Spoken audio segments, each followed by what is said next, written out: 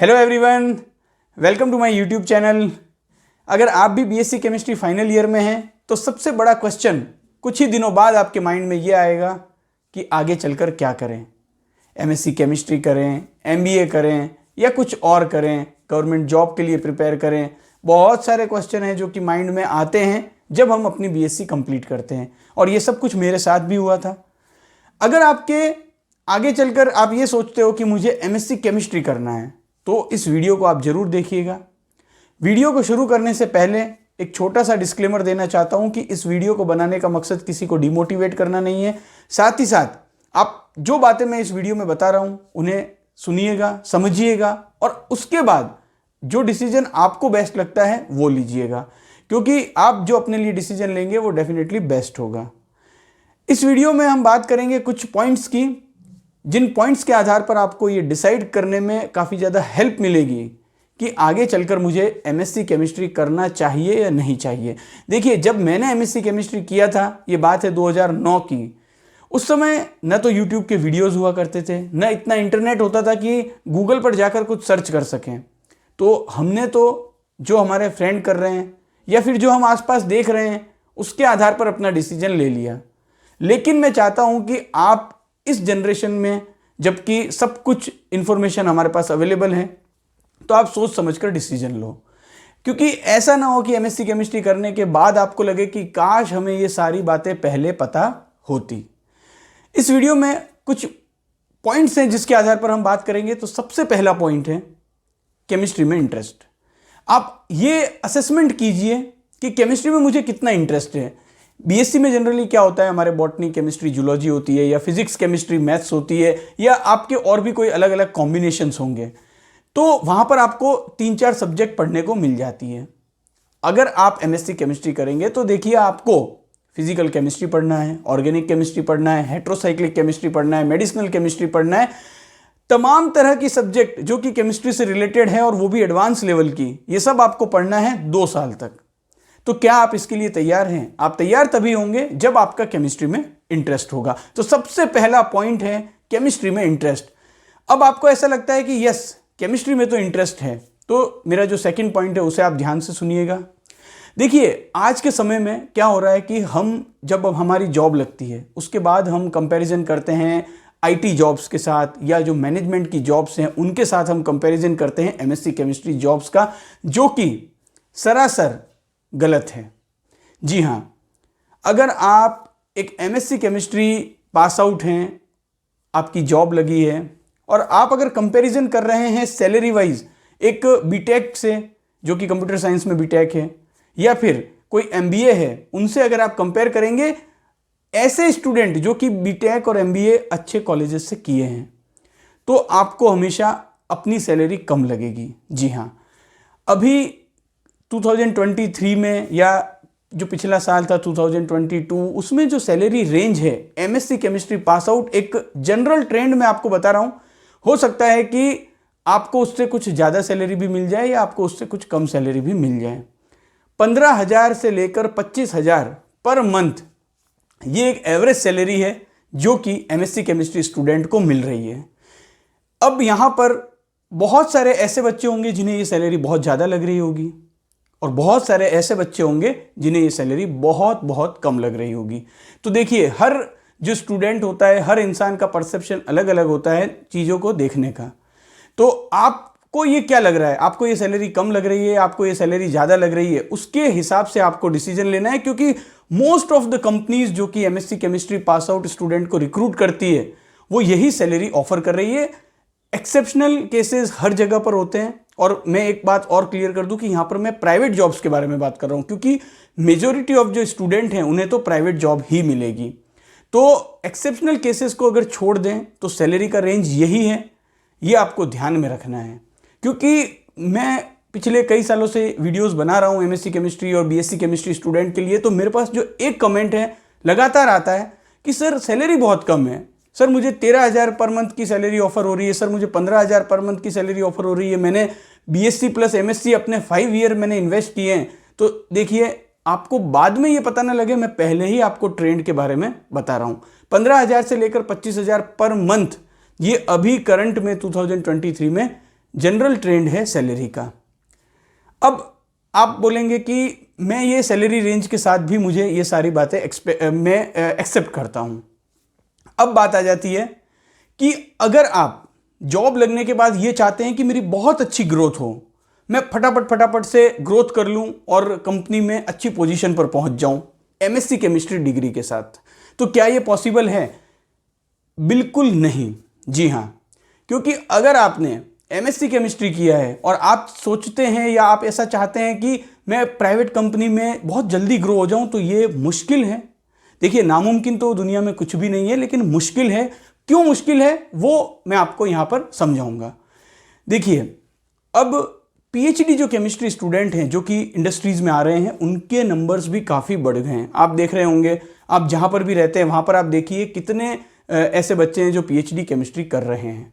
तो पहले क्या होता था 1980s में, 1990s में या अर्ली 2000 में, उस समय पीएचडी केमिस्ट्री तो छोड़िए, आप एमएससी केमिस्ट्री जो है वो भी कम स्टूडेंट उस ऑप्ट करते थे।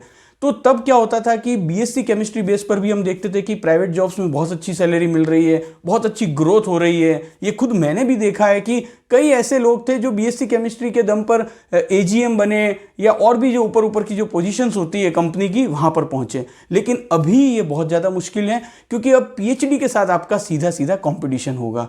आप ये देखेंगे कि एक एमएससी केमिस्ट्री के साथ आप 8-10 साल जॉब कर रहे हैं, आप जिस लेवल पर नहीं पहुंच पाएंगे, वहां पर एक पीएचडी किया हुआ बंदा 2 या 3 साल में पहुंच जाएगा और आगे भी जो ग्रोथ होगी वो उसकी फास्ट होगी। तो ये चीज़ के लिए आपको तैयार रहना है।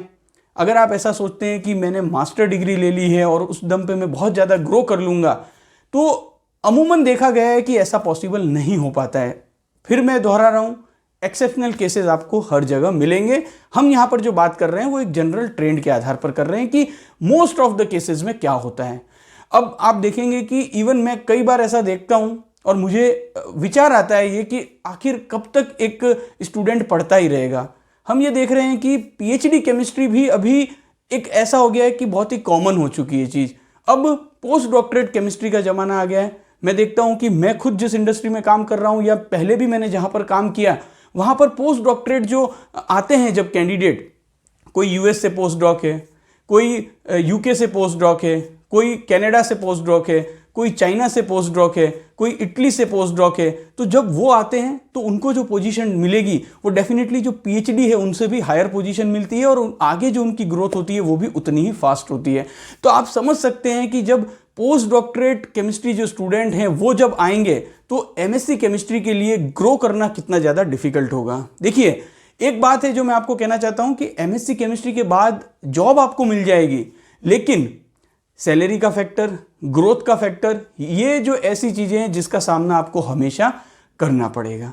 तो यहां पर ये भी बात मैंने क्लियर कर दी। अब आप अगर ऐसा सोचते हैं कि सैलरी के साथ भी मुझे ये मंजूर है और ग्रोथ का जो फैक्टर है वो भी मैं एक्सेप्टेड है, अगर आप पीएचडी करना चाहते हैं तो भी आपको एक बात जरूर ध्यान में रखनी होगी कि इंडिया में अगर आप पीएचडी करना चाहते हैं किसी भी टॉप प्रीमियम इंस्टीट्यूट से, तो मैं आपको बता दूं कि CSIR नेट केमिकल साइंस का एग्जाम आपको क्लियर करना होगा।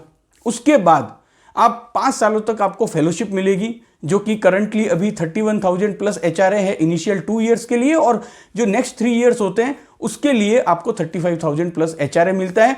तो MSc के बाद क्या आप अपने 5 साल पीएचडी को देने के लिए तैयार हैं, और वो भी तब जब आप CSIR नेट केमिकल साइंस, जो कि एक नेशनल लेवल का एग्जाम होता है, उसे क्लियर कर लेंगे। उसको क्लियर करने के बाद आपको 5 साल पीएचडी करनी होगी। ये आपको जरूर ध्यान में रखना है, क्योंकि कई बार क्या होता है कि फाइनेंशियल कंडीशंस कुछ ऐसी होती है और हमारा CSIR net chemical science clear नहीं हो पाता है, तो आप बहुत बड़ी दुविधा में फंस जाते हैं और आपको MSc केमिस्ट्री के बाद ही जॉब ज्वाइन करनी होती है। और MSc केमिस्ट्री के बाद आप जॉब ज्वाइन करेंगे तो क्या सीन होगा वो ऑलरेडी आपको इस वीडियो में मैंने अब तक अच्छे से समझा दिया है।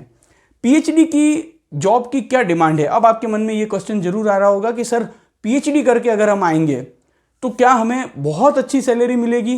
देखिए, जनरली क्या होता है, एक और बात है जो कि मैं आपको यहाँ पर अपने प्रैक्टिकल एक्सपीरियंस के आधार पर बता रहा हूँ कि हमेशा आप देखिएगा कोई भी इंडस्ट्री है जो कि MSc या PhD केमिस्ट्री स्टूडेंट को रिक्रूट करती है, तो वहाँ पर एक रेशियो होता है। MSc केमिस्ट्री जो स्टूडेंट हैं उनको रिक्रूट ज़्यादा किया जाता है, क्योंकि उनकी जो कंपेरेटिवली सैलरी होती है, पोस्ट होती है, वो थोड़ी सी लोअर होती है as compare to PhD chemistry. अब पीएचडी केमिस्ट्री का जो रिक्रूटमेंट होता है वो एमएससी केमिस्ट्री से थोड़ा कम होता है। सपोज कीजिए कि अगर कहीं पर 10 वैकेंसी है तो 7 वैकेंसी एमएससी केमिस्ट्री के लिए रहेगी और 3 वैकेंसी पीएचडी केमिस्ट्री के लिए रहेगी। तो ये बात भी आपको ध्यान में रखनी है। ऐसा नहीं होगा कि मैं इंडिया के टॉप प्रीमियम इंस्टीट्यूट से पीएचडी करके आ रहा हूं तो मुझे श्योर है कि कहीं पर भी जॉब मिल जाएगी। आपको जॉब मिलेगी, लेकिन उसके लिए भी आपको सर्च करना होगा। और अभी करंटली जो देख रहा हूं इंडस्ट्री में जो ट्रेंड है उसमें आपको 50,000 पर मंथ से लेकर 60,000 पर मंथ तक की सैलरी एक पीएचडी को ऑफर हो रही है। और पीएचडी करने में कितना टाइम लगता है? 4 से 5 साल लग जाते हैं, जैसा कि मैंने आपको पहले ही बता दिया है। तो अब तक आप अच्छे से एनालाइज कर चुके होंगे कि एमएससी केमिस्ट्री जॉब का ट्रेंड क्या है, ग्रोथ का पैटर्न क्या है, सैलरी का पैटर्न क्या है, सैलरी की रेंज क्या है, आगे चलकर अगर मुझे हायर स्टडी करनी है तो कितना टाइम मुझे और देना होगा। और अब आप मेरे जो पहला पॉइंट था केमिस्ट्री में इंटरेस्ट, उसकी इंपॉर्टेंस समझ गए होंगे। क्योंकि अगर केमिस्ट्री में आपका इंटरेस्ट ही नहीं है तो क्या आप CSIR net chemical science exam clear कर पाओगे? क्या आप अगेन 5 ईयर तक केमिस्ट्री की फील्ड में रिसर्च कर पाओगे? इसीलिए आप एमएससी केमिस्ट्री तभी करिएगा जब पहला पॉइंट केमिस्ट्री में इंटरेस्ट जो है उस पर आपका टिक मार्क हो जाए। बहुत ज़्यादा जरूरी है, क्योंकि कई बार ऐसा होता है हम इन्फ्लुएंस में आ जाते हैं अपने फ्रेंड्स के और एमएससी केमिस्ट्री में एडमिशन तो ले लेते हैं, लेकिन बाद में हमें इन सब चीज़ों का रियलाइजेशन होता है।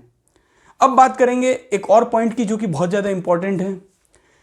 जनरली ये देखा गया है कि जॉब के लिए जो हमारे जो हम सोचते हैं कि जॉब में हम जब जाएंगे तो ऐसा होगा, ये होगा, हमें एक अच्छा सा कैबिन मिलेगा, बहुत अच्छी हमारी जो है वो कंप्यूटर के सामने बैठकर हम जॉब करेंगे। तो देखिए एमएससी केमिस्ट्री जॉब्स में ऐसा कम होता है। मैं ये नहीं कह रहा हूँ कि बिल्कुल नहीं होता है, कम होता है इसलिए कह रहा हूँ क्योंकि मोस्ट ऑफ द जॉब्स होती है एमएससी केमिस्ट्री के बाद उसमें लैब वर्क इन्वॉल्व होता है। और लैब वर्क में ऐसा नहीं है कि आप बस चेयर पर आए, बैठ गए और अपना काम किया और चले गए। आपको थोड़ा सा दौड़ना भी होगा, आपको जो है वो किसी हो सकता है कि लैब असिस्टेंट के साथ डील करनी हो या कहीं पर वर्कर्स के साथ डील करनी हो। अगर आप प्रोडक्शन में काम कर रहे हैं तो ये जो सारी चीज़ें हैं ये आपको करनी होती है। ऐसा नहीं है कि आपको जो है वो वाइट कॉलर की एक ऐसी जॉब है जिसमें एक लैपटॉप या कंप्यूटर के आगे आपको बैठना है, जो कि अक्सर फिल्मों में या फिर आप कोई भी सीरियल्स देखते होंगे एक ऑफिस का जो एनवायरनमेंट दिखाया जाता है वैसा एनवायरनमेंट नहीं रहेगा। लैब में अगर आपको काम करना है तो आपको दौड़ना भी होगा, आपको भागना भी होगा, आपको वर्कर्स के साथ भी डील करनी होगी। ये सब बातें आपको ध्यान में रखनी चाहिए। ये एक बहुत ही कॉमन सा पॉइंट है। इस पॉइंट के आधार पर आपको डिसीजन नहीं लेना है, लेकिन क्योंकि मैं आपको इस वीडियो में सारी की सारी बातें एमएससी केमिस्ट्री से रिलेटेड बता रहा हूं तो ये पॉइंट भी बताना मैंने वाजिब समझा। अब अगर हम आगे बात करें तो देखिए एक और इंपॉर्टेंट पॉइंट है, गवर्नमेंट जॉब के क्या चांसेस हैं एमएससी केमिस्ट्री के बाद। तो देखिए एमएससी केमिस्ट्री के साथ अभी अगर आप बीएड भी हैं, बैचलर ऑफ एजुकेशन, तो आप स्कूल टीचिंग में बहुत अच्छी जॉब मिलती है, गवर्नमेंट जॉब जो कि पीजीटी केमिस्ट्री की होती है, तो वहाँ पर अच्छे चांसेस हैं। लेकिन आपको ये भी ध्यान में रखना है कि जो रेशो होता है सिलेक्शन का वो तो कम होता है, लेकिन स्कूल टीचिंग की जॉब में अच्छे खासी अपॉर्चुनिटीज़ होती है। तो अगर आपको पढ़ाना पसंद है तो स्कूल टीचिंग बहुत अच्छा ऑप्शन है गवर्नमेंट जॉब को अगर आप देखते हैं। अगर हम देखें अदर देन गवर्नमेंट जॉब जो कि टीचिंग के अलावा है, तो उसमें केमिस्ट की वैकेंसी आती है, लेकिन वैकेंसी कितनी होगी? 5 वैकेंसी, 10 वैकेंसी, और वो भी हर साल नहीं आती है। यूपीएससी में जैसे जियो केमिस्ट की वैकेंसी आती है, वहाँ पर भी वैकेंसी 15-20 वैकेंसी होगी। और जो वैकेंसी के नंबर्स होते हैं वो ऐसे नहीं होंगे कि कहीं पर 600 वैकेंसी आई है केमिस्ट की या 500 वैकेंसी केमिस्ट की आई है। ऐसा अब तक तो मैंने नहीं देखा है। वैकेंसी आती है, कुछ वैकेंसी हैं जैसे जियो केमिस्ट की वैकेंसी लगातार आती रहती है, लेकिन नंबर जो होते हैं वो कम होते हैं। इसके अलावा कुछ वैकेंसीज हैं जो लगातार आती है, नंबर कम होता है उसमें, कहीं पर 5 वैकेंसी, कहीं पर 10 वैकेंसी, कहीं पर 3 वैकेंसी, कहीं पर 2 वैकेंसी, इस टाइप से आती है और कोई रेगुलर पैटर्न नहीं होता कि ये वैकेंसीज कब आएगी। और टीचिंग के बारे में मैंने आपको ऑलरेडी बता दिया कि पीजीटी केमिस्ट्री की वैकेंसी है, जो कि इंडिया में तमाम स्कूल्स जहाँ पर कि 11th-12th साइंस है वहाँ पर एक केमिस्ट्री की फैकल्टी तो होगी ज़रूर। तो स्कूल टीचिंग में काफ़ी अच्छे ऑप्शन हैं। और मैंने जब एमएससी केमिस्ट्री किया तो हालांकि मैं बीएड नहीं कर पाया, लेकिन मेरे साथ में जो मेरे फ्रेंड्स थे जिन्होंने बीएड किया, वो कई फ्रेंड्स ऐसे हैं जो कि पीजीटी केमिस्ट्री भी सेलेक्ट हुए। तो स्कूल टीचिंग में मैं ये मानता हूँ कि बहुत अच्छे ऑप्शंस होते हैं अगर हम गवर्नमेंट जॉब की तरफ देखें। और जो अदर गवर्नमेंट जॉब्स होती हैं उनमें हैं, ऑप्शंस तो होते हैं, लेकिन जो नंबर है वो कम होता है, और साथ ही साथ कोई फिक्स पैटर्न नहीं होता कि वैकेंसीज कब आएगी। तो अब तक हमने काफ़ी सारे पॉइंट डिस्कस किए, और इन सारे पॉइंट्स के आधार पर आपको ये एनालाइज करने में काफ़ी ज़्यादा मदद मिलेगी कि आगे मुझे एमएससी केमिस्ट्री करना है या नहीं करना है। जैसा कि मैंने पहले भी बताया था, इस वीडियो को बनाने का मकसद किसी को डीमोटिवेट करना नहीं है। जो बातें अब तक मैंने देखी हैं, क्योंकि सबसे बड़ा जो क्वेश्चन होता है वो तो एमएससी केमिस्ट्री करने के बाद सैलरी का, जॉब का यही रहता है, तो उसका एक पैटर्न मैंने आपको बता दिया। साथ ही साथ ग्रोथ के लिए आपको क्या करना है वो भी मैंने आपको बता दिया।